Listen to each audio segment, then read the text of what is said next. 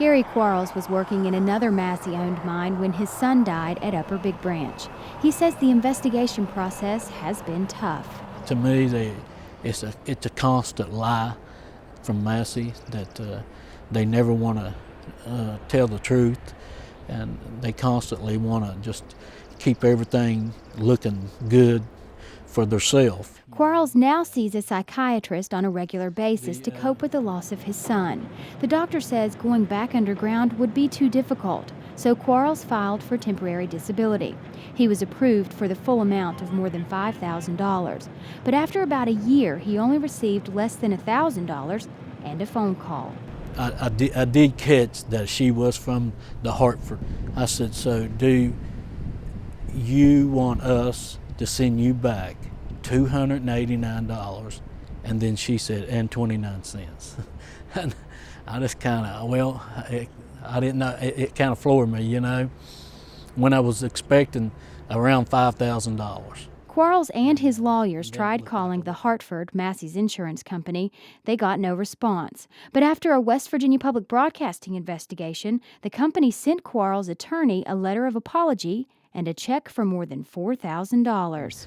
They tell me no, and then when somebody higher up the line gets onto them, and then the next thing you know, I get my money, and then they apologize. It just shows that if I wasn't in a situation to know some people, I probably wouldn't have got that. It's one battle he won as he searches for answers about his son's death.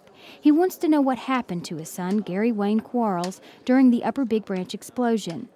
Last week, he was there when the Federal Mine Safety and Health Administration released the results of its investigation during a press conference and slideshow. This explosion could and should have been prevented by the mine operator.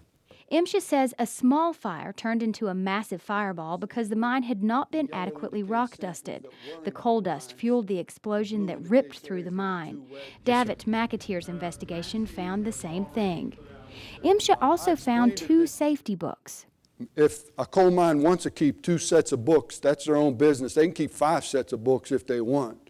But what they're required to do is list all the hazards in the official book. Based on testimony, Strickland says upper management pressured employees to keep the bogus books and show it to inspectors. The disaster prompted MSHA to conduct impact inspections, and Strickland says the findings are startling.